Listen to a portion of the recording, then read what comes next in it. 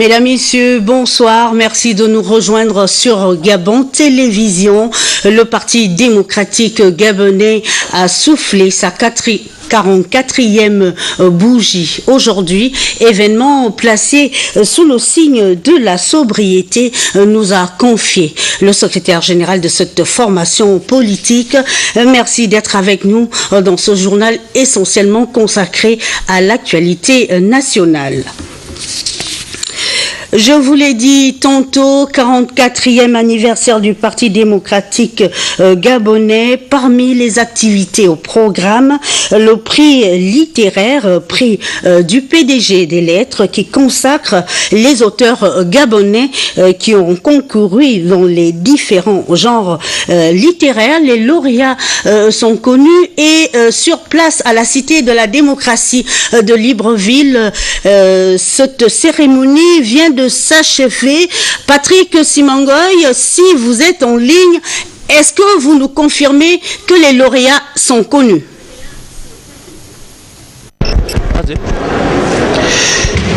Amélie Blanche Mbougoïsima, nous vous écoutons 5 sur 5 au moment où vous entrez en ligne avec la salle de fête de la Cité de la démocratie. Les manifestations commémoratives des 44 ans d'existence du Parti démocratique gabonais viennent tout juste de s'achever ici. Une cérémonie riche en couleurs, rehaussée par la présence du distingué camarade, président de la République, Ali Bongo Ondimba. Vous l'avez donc vu en image, il était accompagné de la présidente d'honneur de l'Union des femmes du Parti démocratique gabonais. Ce 44e anniversaire du PDG est placé sous le signe de la fierté et de l'espoir, sous le signe de l'unité nationale. L'unité nationale qui a constitué un des temps forts de cette célébration avec la remise officielle du prix de l'unité nationale. L'unité nationale qui a été au centre de la Cannes Orange 2012 que notre pays a organisé ici. En tout cas, ce furent donc des moments riches en couleurs, ponctués par cette remise des prix PDG des lettres, remise des décorations à ces hommes et femmes militants émérites du PDG qui ont lutté contre vents et marées à l'implantation de cette formation politique la plus vieille du pays, la formation politique au pouvoir qui dirige le Gabon depuis 44 ans. Avec moi ici pour ces 44 ans du PDG, Blandine Adanvé qui a suivi avec moi cette célébration. Blandine, on peut dire que la fête ici à la Cité de la démocratie a tenu toutes ses promesses.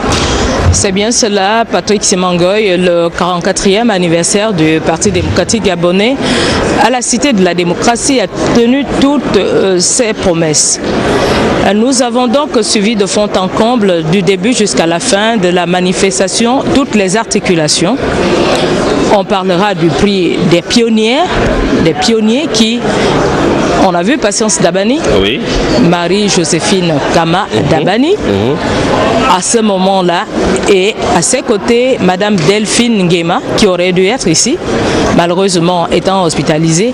Voilà les gens qui ont donné le tremplin, qui constituent le socle de l'UFPDG, qui a donné de beaux jours au Parti démocratique gabonais, parce que après l'UFPDG, oui, il y a eu l'Union des jeunes du Parti démocratique gabonais, et voilà comment ces deux forces ont donné toute la valeur et toute l'essence qu'il fallait pour que finalement le PDG rayonne, et cela pendant plus de 40 ans aujourd'hui.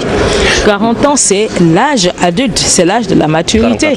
Et le chiffre 40, on ne le dira jamais assez, est assez explicite et riche d'enseignements. Donc nous pouvons dire aujourd'hui que le PDG vole haut et veut continuer de voler très haut, selon les dires du distingué camarade tout à l'heure, président du parti. Oui, le président du parti qui s'est félicité donc du chemin parcouru par le PDG, 44 ans, ce n'est pas rien, ce n'est pas 44 ans dans un jardin. Ali Bongo Ondimba a exhorté les militants du PDG à continuer à militer autour de la devise du parti que vous connaissez peut-être, le dialogue, la tolérance et la paix. À tous, il a demandé d'être humble car les enjeux futurs du Gabon interpellent tous ses fils et particulièrement les militants du PDG qui sont désormais face à leurs responsabilités à la suite de l'élection législative du 17 décembre prochain. Un premier ministre a été nommé, un gouvernement a été formé. Les Gabonais attendent désormais les retombées et Ali Bongo Ondimba s'est appesanti sur cette question de la satisfaction des biens sociaux des Gabonais. Dans tout le cas, Blandine Adamvé, nous reviendrons demain avec force et détails sur les temps forts ayant ponctué cette commémoration des 44 ans du Parti démocratique gabonais ici à la Cité de la démocratie. Amélie Blanche-Mbougo et Issima, nous allons vous remettre l'antenne. Sachez qu'une équipe s'est déplacée ici pour vous faire vivre ces beaux moments. Thierry Aldo Mandaka, Victor Mundunga, Blandine Adamvé Njewel. Voilà, et Patrick Simangoy. Madame, Monsieur, merci d'avoir été en direct avec vous. Amélie, merci et à demain. À demain, Patrick. Merci à Patrick et Blondine. Mesdames, Messieurs, nous vous proposons maintenant un extrait du discours qui a été prononcé par le distingué camarade président du PDG, Ali Bongo Ondimba. Nous l'écoutons. Je voudrais, dans la camarade Ondimba, vous remercier et vous dire toute la joie qui est la nôtre pour voir votre pays avec vous pour célébrer ce parti, ce grand parti. Et à l'occasion du 44e anniversaire. 44 années, ça n'est pas rien.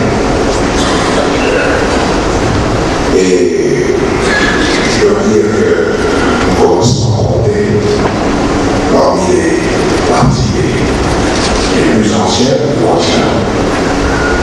mais qui, malgré tout, gardent une très grande vitalité, très grande rigueur. C'est chaque fois un véritable plaisir, un bonheur pour tout militant et tout militant de pouvoir se retrouver ensemble à l'occasion du 12 mars. 12 mars qui, dans l'histoire de notre pays, est une date importante. Et aussi, pour nous, à l'occasion de ce retrouvaille, c'est un plaisir pour nous d'entendre les anciens toujours raconter comment ce parti a été créé, les raisons qui ont amené son fondateur à le créer, et aussi de voir toutes ces images d'archives qui font toujours très chaud. Nous avons parcouru un long chemin et toutes ces images que nous voyons, ces récits, font que chacun d'entre nous aujourd'hui comprend que nous devons rester humbles et modestes. Et que si nous sommes aujourd'hui ensemble, c'est que d'autres ont combattu durement au moment de cette création et qu'on se consolidation et nous avons créé et transmis un outil fort, un outil qui nous permet de pouvoir continuer à regarder l'avenir avec beaucoup de sérénité et surtout l'avenir en confiance. Nous allons revenir sur cette actualité au cours de nos prochaines éditions d'information, coopération interparlementaire. Le président de l'Assemblée nationale a confié ce jour avec un émissaire du président de l'Assemblée du Cameroun. De quoi est-il été question? Des précisions dans ce compte rendu de nos confrères de l'Assemblée nationale. Bienvenue. Félicitations. Merci. L'honorable Roger Nkododang a été reçu en audience ce lundi 12 mars en matinée par le président de l'Assemblée nationale, M. Guinzouba Ndama. Cette visite du député camerounais au Palais Léomba entre dans le cadre de bonnes relations qu'entretiennent les deux parlements. Le président de l'Assemblée nationale du Cameroun m'a chargé de venir remettre deux importants messages au président de l'Assemblée nationale du Gabon, ce que j'ai fait. Et quel est le contenu de ces messages? C'était des messages fermés dont je ne connais pas la teneur. Même si la teneur des deux messages n'a pas été révélée, il est clair que ces messages vont dans le sens du raffermissement de la coopération entre Yaoundé et Libreville. Nous parlons maintenant de cet atelier de restitution d'une étude menée au mois de janvier dernier. Il s'agit ici d'un projet piloté par le gouvernement gabonais au LAM international sur la future palmeraie de Mouila, province de Langouni. Jean-Raoul Mbadinga Wabandiga fait le point de cette activité. Cet atelier de restitution des consultations entamées par le cabinet d'études Ecosphère avec les populations du département de la Douya-Onoy et celle de Tsamba-Magotsi prend doucement forme le projet du chef de l'État qui engage le Gabon et Olam dans le vaste chantier d'une palmeraie dans les deux départements. Partageons pleinement la politique du chef de l'État et du groupe Olam Palm Gabon qui veulent inexorablement hisser le Gabon au rang des pays émergents au travers des trois piliers de développement que sont le Gabon vert, le Gabon des services et le Gabon industriel. Le bureau d'études Ecosphère s'est pleinement investi dans ce projet, ce qui se traduit bien évidemment par les présentes consultations publiques, l'une des étapes clés de toute étude d'impact environnemental et social. Les travaux de consultation publique ont été initiés du 12 au 16 janvier dernier. Ils concernaient les populations de 13 villages qui pourraient bénéficier des projets communautaires et des infrastructures de développement que le groupe Olam International attend réaliser pour aider à se prendre en charge. Le président de la République, chef d'État, son Excellence Ali Bongo Ondimba, dans son programme de société L'avenir en confiance, nous apprend, je le cite, l'économie verte s'annonce en effet comme un des vecteurs de l'économie mondiale du XXIe siècle et notre pays dispose des atouts pour y devenir un grand acteur. Fin de citation. C'est donc pour cette raison que j'exhorte tous les acteurs au développement de s'approprier le projet de la société Olam Palm Gabon en servant d'interface pour nos concitoyens qui n'ont pas encore compris le bien fondé de ce projet. L'atelier se déroulait devant les autorités administratives et les auxiliaires de commandement, mais aussi le vice-président du groupe Olam International, Olam qui attend accompagner le Gabon dans la diversification de son économie.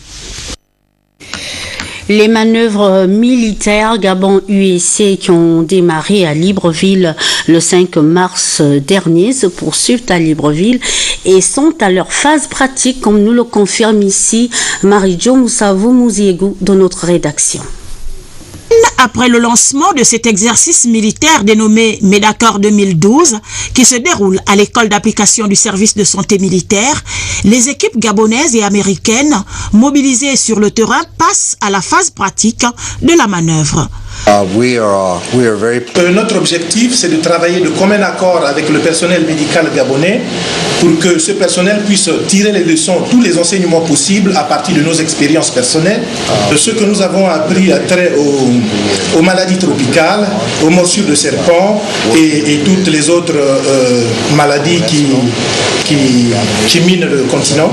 Une semaine après le lancement de cette activité, nous pouvons faire un bilan positif.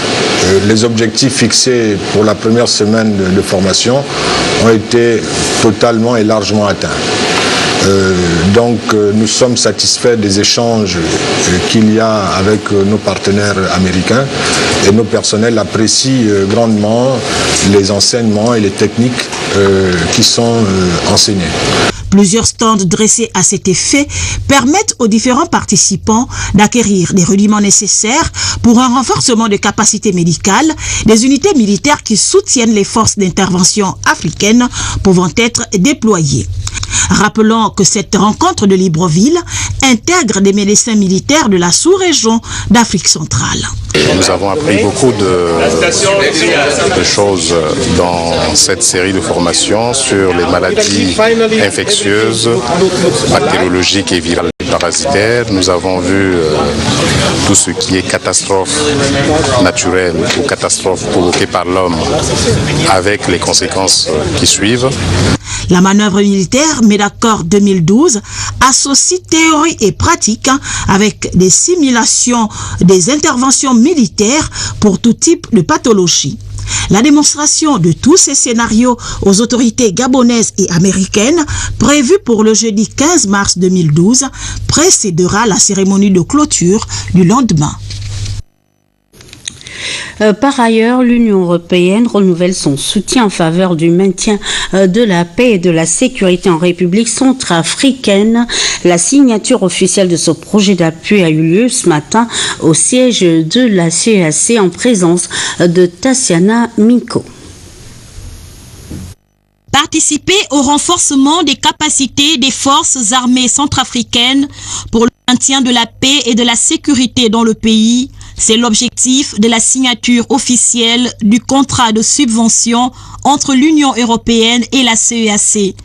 Ce protocole d'accord entre les deux parties obéit aux conclusions de la conférence des chefs d'État de la CEAC à Djamena en janvier 2012, lesquels visent à céder progressivement la responsabilité de leur zone aux forces de la République centrafricaine. Le contrat que nous venons de signer aujourd'hui, c'est dans le contexte de la facilité de paix pour l'Afrique qui donne un appui financier à la mission de consolidation de la paix à la République centrafricaine dont le secrétaire général vient de vous faire l'état. Cette contribution de l'Union européenne qui s'élève à 14 millions d'euros, soit 9 milliards 100 millions de francs CFA, est un appui important aux défis poursuivis par la CEAC. Il a fallu cette force multinationale pour permettre à la Centrafrique d'amorcer le virage de la démocratie, notamment par l'organisation des élections. Et ce sont nos forces qui ont aidé le gouvernement centrafricain à réaliser ces élections et vont continuer à l'aider pour que la Centrafrique ait ses forces propres à assurer la sécurité et la stabilité de la République centrafricaine. Ce projet d'appui de l'Union européenne au maintien de la paix et de la sécurité en République centrafricaine favorise par extension l'approfondissement de l'intégration communautaire de l'Afrique centrale.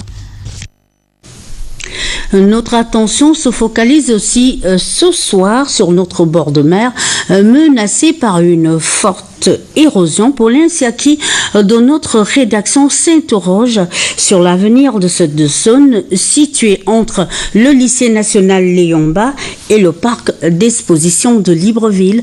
Les images sont de Médaringa. Le front de mer devient très préoccupante au regard de l'érosion grandissante. À certains endroits, l'on peut remarquer que le degré de progression est très avancé, au point même où Ou si rien n'est fait, comme ici, la chaussée pourra s'effondrer et provoquer des dégâts énormes sur l'environnement. Il faut peut-être faire une prévention parce que le bord de mer, qui est un endroit très attractif pour les populations gabonaises qui, le soir, je ne sais pas si vous passez par là, vous pouvez constater beaucoup qui vont pour certains décompresser et pour d'autres passer un tout petit peu de bon temps. Nous sommes quand même dans un pays où la fréquence de pluie est énorme.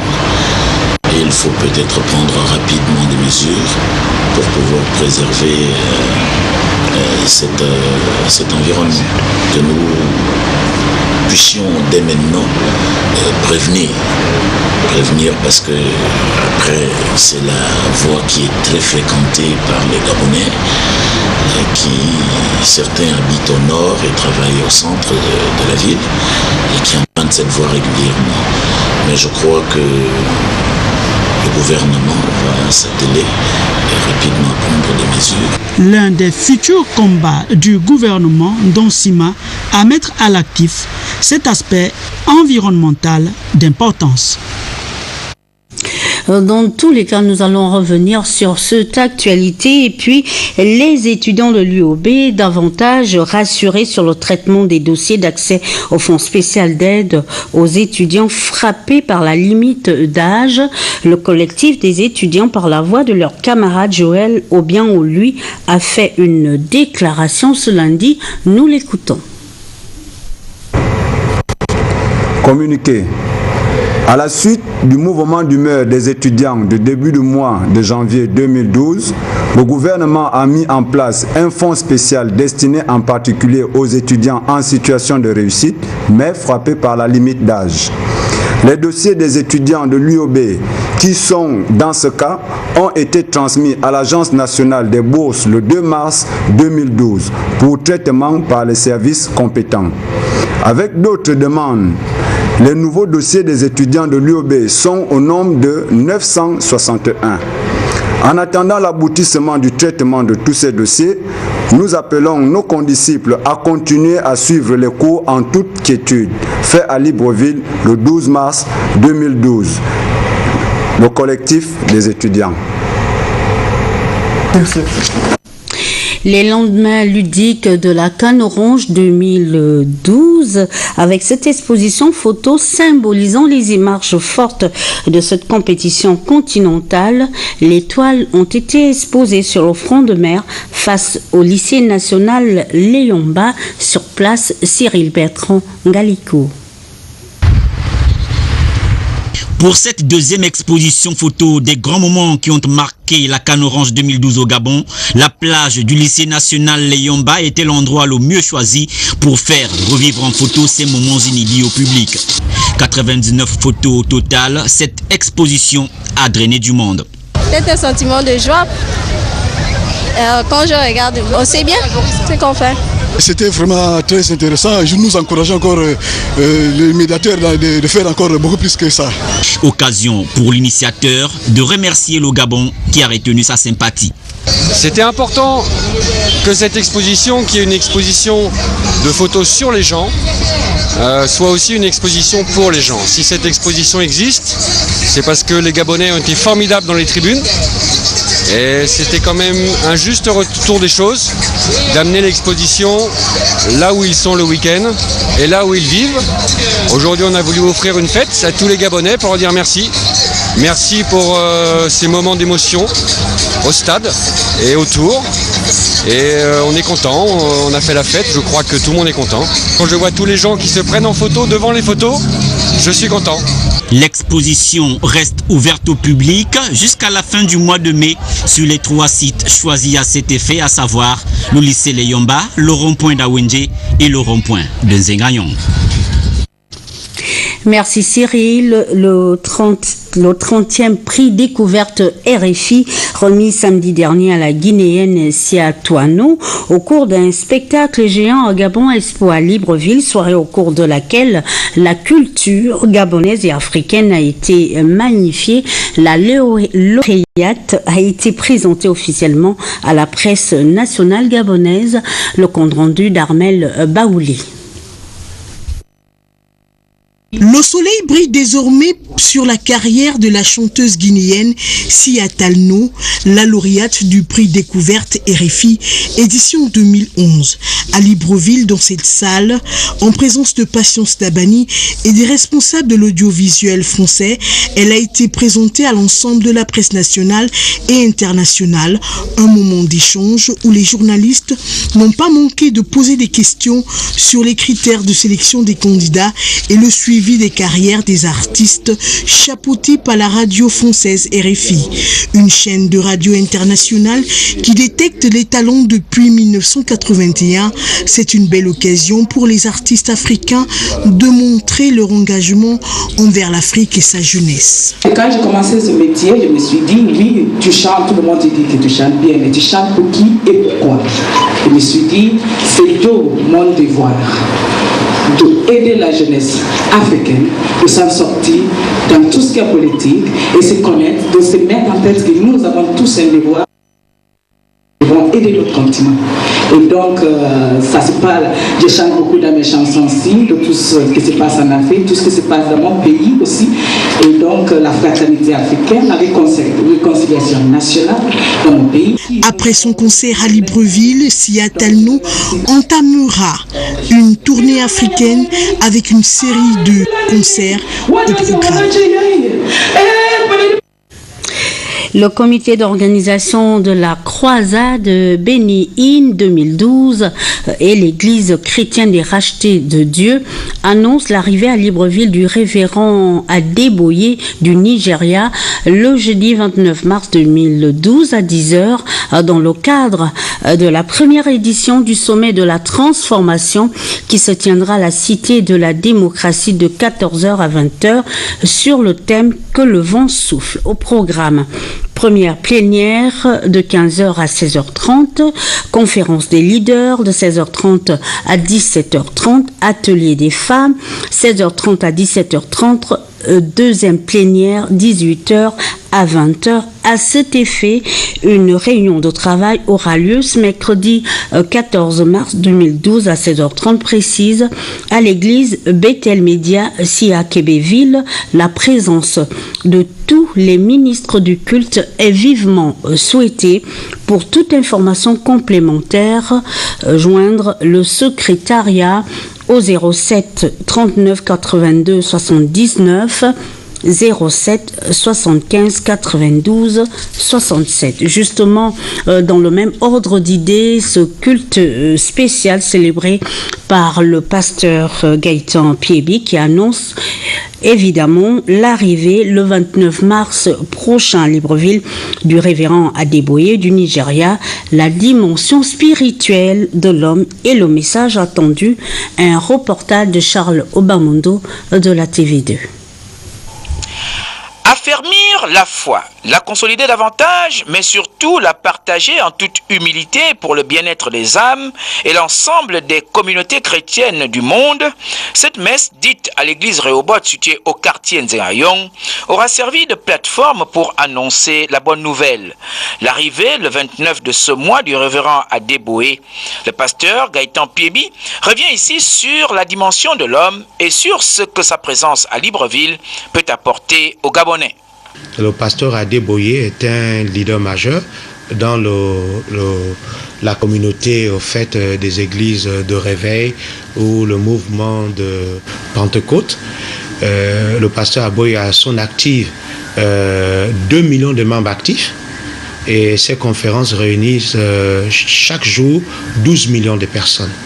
Donc le pasteur Adeboye est un homme vraiment que l'Église du Gabon a besoin d'écouter. Et nous croyons que sa venue au Gabon sera une source de bénédiction pour la nation gabonaise et aussi pour la communauté nigérienne, la communauté anglophone, en gros, s'il faut le dire. Et nous prions vraiment le Seigneur que son séjour soit vraiment un séjour bénéfique aussi pour nos autorités. Pour la partie organisationnelle, toutes les conditions sont parfaitement réunies afin de bien accueillir le pasteur. Là-dessus, les assurances d'Aimé Koumba du comité d'organisation. Sur l'aspect logistique et organisationnel, nous n'avons que l'accueil du révérend Adeboye à l'aéroport et ensuite toutes les activités seront organisées sur un seul site, la Cité de la Démocratie. Donc nous aurons là les conférences des hommes de Dieu, les conférences plénières pour tout le corps de Christ et peut-être un banquet à la fin. Donc les gens ne se déplaceront pas, ils ne viendront que là à la Cité de la Démocratie et repartiront uniquement autour de 20h lorsque tout sera fini. Après Adeboye, le Gabon devrait recevoir dans les toutes prochaines semaines un autre éminent homme de Dieu. Il s'agit du pasteur Benny Hinn qui, de toute évidence, sera lui aussi porteur à son tour d'un message de grâce et de bénédiction pour le peuple du Gabon.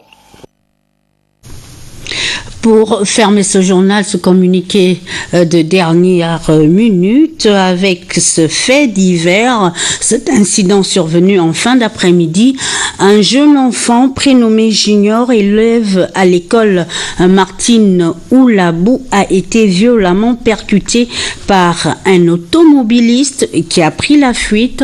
L'enfant accidenté a été transporté au centre hospitalier de Libreville par un compatriote gabonais, René Ngoulali, joignable au 05 41 66 40.